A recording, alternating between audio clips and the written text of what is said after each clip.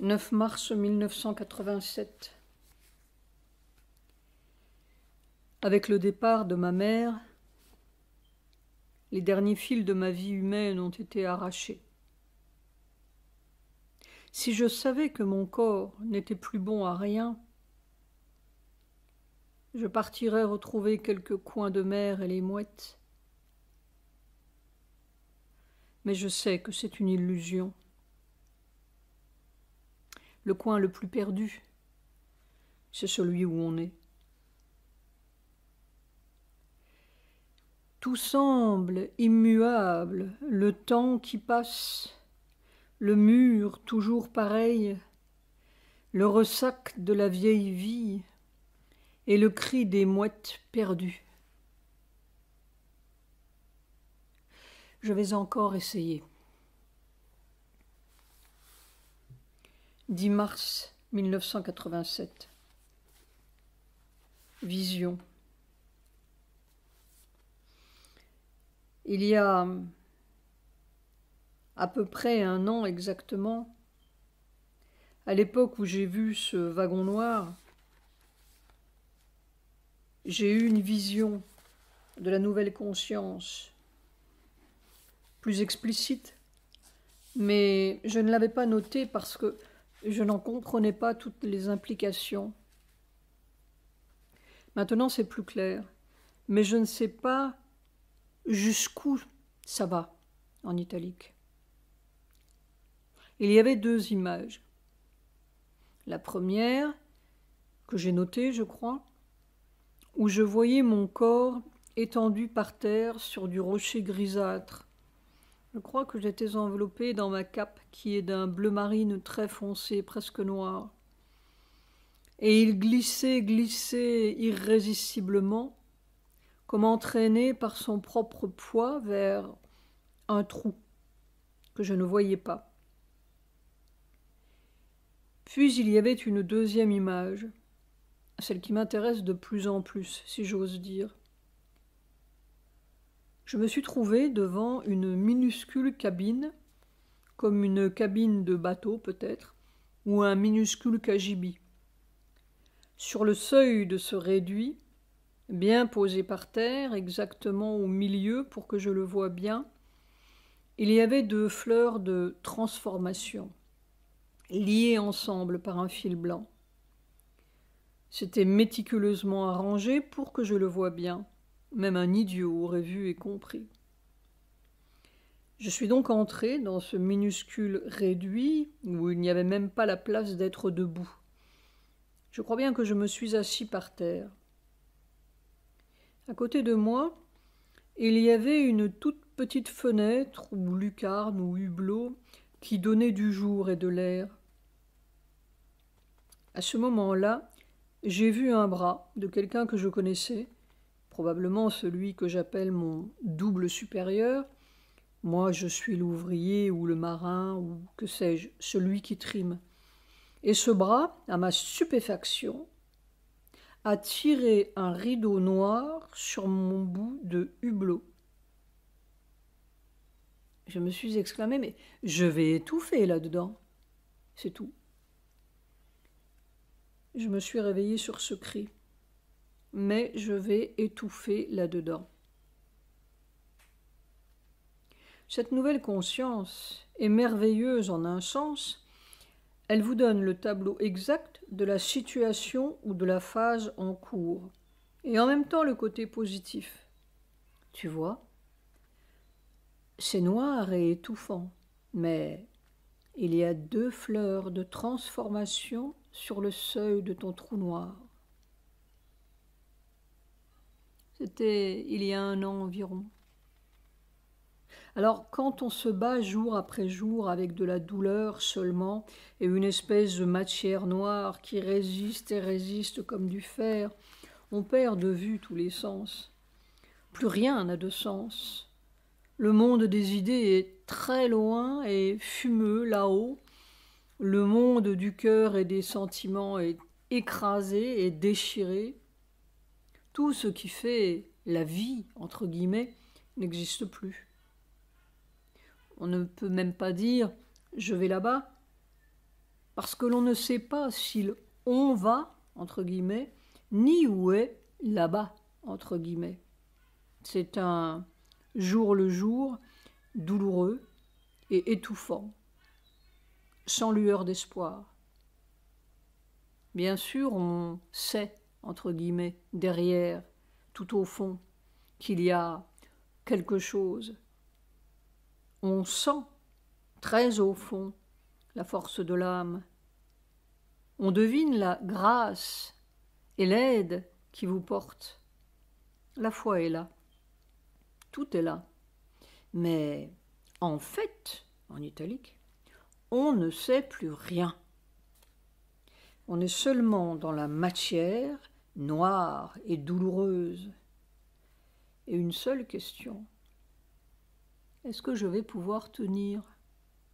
Est-ce qu'on peut tenir? Est-ce que je ne vais pas à la démolition complète? Et qu'est-ce qu'il faut faire? Il n'y a rien à faire. Jour après jour. Si jour, l'on peut dire. Quelquefois, j'essaie de penser à mes 2 fleurs de transformation, mais penser ne sert pas à grand-chose dans ce cas-là. N'est-ce pas? Autrefois, je me disais, il faut faire un trou. Il faut aider mère à sortir de là. Il faut servir de passage à mère. Il faut trouver le passage de l'espèce nouvelle, etc., etc. Mais tout cela est comme dépourvu de sens, comme si cela appartenait à un autre monde. Un monde dont on se souvient, qui n'est pas effacé, mais qui est comme complètement en dehors du lieu de travail. Celui qui est dans le trou dit « Ah oui, peut-être bien », et il hoche la tête, mais tout ce que l'on peut faire, c'est d'invoquer le divin dans ce trou noir. Claude Brun me disait que, selon la connaissance chinoise, qui vient des Indes, mais il ne faut pas le dire, le côté droit du corps, où sont toutes mes difficultés, correspond au côté matériel et ancestral. Et par matériel, ils entendent ce qu'il y a de plus matériel. Le squelette, les dents, les cheveux. C'est-à-dire ce qui reste après la mort. Mère dirait peut-être le résidu intransformable. Après-midi. Personne ne peut imaginer ce que c'est. Cette tempête de puissance qui écrabouille le dos et qui blesse, et quelque chose au fond qui résiste à mort.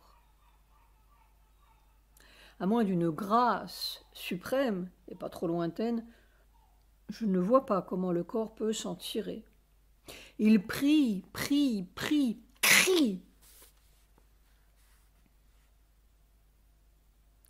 11 mars 1987.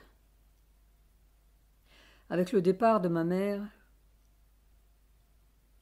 quelque chose de très central en moi, dans l'être humain, a été touché, comme si j'étais reprécipité dans l'infini et éternel. Je me réaperçois physiquement que l'infini est mon lieu, en lettres capitales, vrai, V majuscule, comme il l'était lorsque je naviguais sur le Bagheera. J'écoute cette grande onde, O majuscule, qui se déroule et se déroule. C'est une grâce, G majuscule. 12 mars 1987, Reagan. Je me souviens, ces brutes romaines demandaient 2 choses, panem et circenses, du pain et du cirque. C'était leur idéal, entre guillemets. Est-ce que cela a beaucoup changé depuis? il y a seulement un peu plus de cirque. Les Grecs disaient « tokalu to apikes », ce qui est beau est vrai. On peut saisir là un fatal embranchement du destin occidental. Deux courbes qui sont parties pour ne jamais se rejoindre. C'étaient des païens, paraît-il. 14 mars 1987. Je crois avoir enfin trouvé la bonne position, au bout de 58 mois. C'est simple, mais il fallait le savoir. Note de bas de page. Désespéré, j'ai empoigné un tabouret et j'ai vu que c'était la position juste. Un tabouret de cuisine plus bas que les genoux, le dos appuyé contre un mur et les mains sur les cuisses. C'est Claude Brun qui avait suggéré cela. Soir.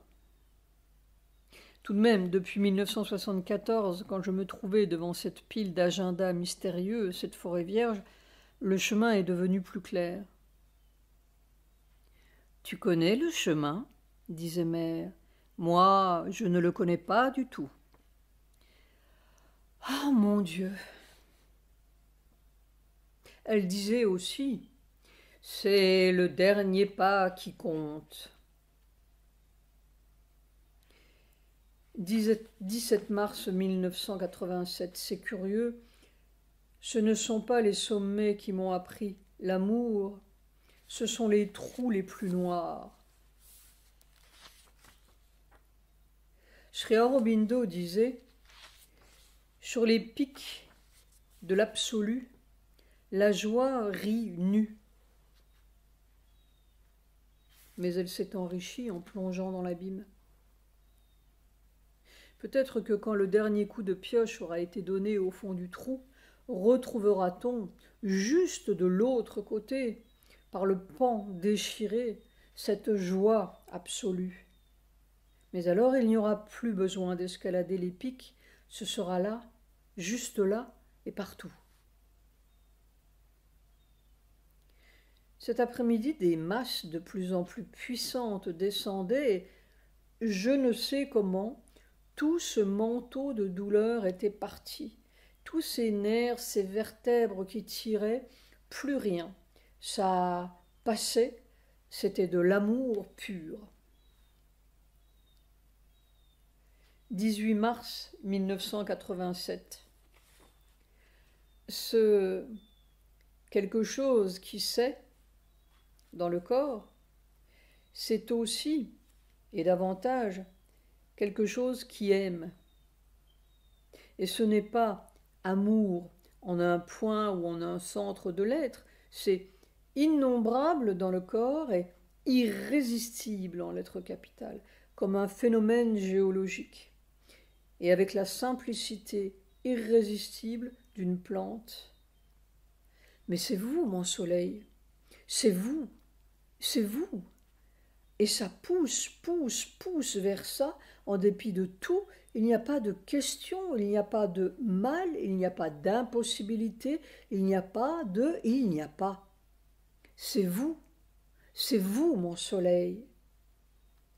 Des milliards de petites choses vivantes au fond du corps, qui poussent, poussent, poussent, tendent, ont soif, soif, soif. Et puis c'est tout, c'est vous, et c'est ça. C'est absolu en lettres capitales. Ce matin, même chose qu'hier. D'abord, dès que cette puissance a commencé à se déverser, tous les petits circuits névralgiques ont commencé leur histoire. Et puis ça descendait de plus en plus dense et massif, solide en lettres capitales. Et alors, en dépit de ces raidissements et ces nœuds et ces sillons dans le dos, c'était tout le corps, ces milliards de petites choses qui criaient en lettres capitales, mais c'est vous, égale Mère Sri Aurobindo, cette puissance, c'est vous, mon soleil. Et puis peu à peu, tout ce manteau de douleur a comme fondu. Le corps était une masse, ou pris dans une masse. Il s'est redressé tout droit comme un pilier, un « c'est vous » absolu, où il n'y avait plus de place pour rien d'autre que ça, c'est majuscule. Aussi, je note dans tout cela, il n'y a pas du tout le sens de l'individualité. Il n'y a même pas le sens de mon corps. C'est la douleur qui donne le sens de l'individualité, qui fait un « moi j'ai mal ». Là, c'est tout, en lettres capitales, qui aime. C'est comme partout, c'est un phénomène. Ça, c'est intéressant. Ce qui fait moi, c'est la douleur. Ça fait comme des cailloux dans l'océan. Naturellement, entre guillemets, on rattrape son manteau de douleur dès qu'on sort de l'état. Quand je dis état, je ne parle pas d'un état de conscience, mais d'un état physique, comme s'il y avait deux sortes de physique. Et je ne peux même pas dire qu'il s'agit d'un physique subtil et d'un autre plus grossier, parce que ces masses de puissance n'ont rien de particulièrement subtil. Elles sont plutôt écrasantes. Après-midi, c'était plus laborieux. 19 mars 1987. La nouvelle chaise tabouret. C'est de plus en plus fou. Dingue, comme disait Carmen. La colonne vertébrale est tout à fait comme un mât de bateau qui oscille dans la tempête. Ça pourrait casser comme un bois d'allumettes. Les mains et avant-bras, arc-boutés sur les cuisses comme des haubans. Les jambes écartées, les pieds solidement agrippés par terre. Et alors, cette puissance qui pourrait tout écrabouiller. Il faudrait un corps d'athlète. Et plus la position est correcte, plus la puissance devient, je ne sais pas, presque terrifiante. Mais il n'y a pas de peur. Le corps sait. Au bout d'une heure et quart, je me suis levée, mis debout devant la photo de Sri Aurobindo sur la cheminée. C'était presque plus facile debout. Comment faisait Mère? Est-ce la puissance qui augmente ou la résistance? Probablement les deux. Note de bas de page, il y a évidemment une résistance collective à vaincre, qui ne sera pas là plus tard pour les suivants. Soir. Il faut savoir laisser tomber non seulement son passé obscur, mais son passé ensoleillé. Et celui-ci est peut-être plus difficile que celui-là. C'est-à-dire qu'il faut se servir de tout pour avancer. Tout ce que Sri Aurobindo a dit est pur, en lettres capitales. Si pur, divinement pur, sans mélange. Et cette vision si longue, complète. 20 mars 1987, j'ai compris, c'est debout. J'ai cru que mon corps allait casser la colonne vertébrale. Pourtant, j'étais bien droit et accroché comme hier dans cette position. Mais alors, c'est devenu tellement écrasant, écrabouillant, c'est indescriptible et impensable pour aucun être humain. Au bout d'une demi-heure, j'ai vu qu'il ne fallait pas continuer comme cela, en italique. Je me suis levée. Je suis allée devant la photo de Sri Aurobindo sur la cheminée. J'ai posé mes mains sur le manteau de la cheminée et l'opération a continué. Mais alors c'était si fantastique. Quand l'écrabouillement descendait jusqu'au bout des pieds, les pieds se dressaient sur la pointe et se mettaient à rebondir et rebondir sur les talons. Puis un nouvel écrabouillement descendait et encore ce rebondissement et ainsi de suite. Et alors tout d'un coup, je me suis souvenu d'une vision que j'ai eue il y a presque 1 an et que j'avais notée avec ces bouts de vision. C'était dans la nuit du 31 mai au 1er juin 1986. Je me suis vu, en italique, debout sur un énorme cheval, comme un acrobate dans un cirque. Je ne voyais pas le cheval tout entier, je ne voyais que son énorme dos sur lequel j'étais debout. Ce devait être un énorme cheval, un gigantesque cheval. Et j'étais petit par rapport à cet énorme dos, petit et blanc, nu, semblait-il, et je rebondissais et rebondissais sur ce dos de cheval comme un acrobate, comme si le corps suivait le mouvement du cheval en rebondissant.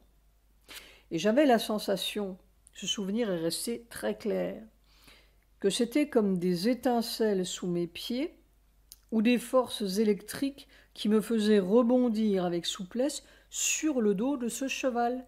Point d'exclamation entre parenthèses. Et en même temps que je me voyais comme cela, quelqu'un m'a dit très distinctement, comme pour m'expliquer, c'est tout un. Quand je me suis réveillée, je me suis dit, qu'est-ce que c'est que cette acrobatie? Et j'ai mis presque 1 an à comprendre, jusqu'à cet après-midi. Il fallait être debout sur le cheval. Et le cheval, c'est la puissance. Et j'ai bien l'impression que cet énorme dos de cheval était blanc. Mais cette puissance, impossible, c'est au-delà de toute description. Très difficile de rester plus d'une demi-heure ou 45 minutes dans cette position debout à recevoir cette indescriptible chose. On me dit les choses, on me les montre, mais on est tellement obtus.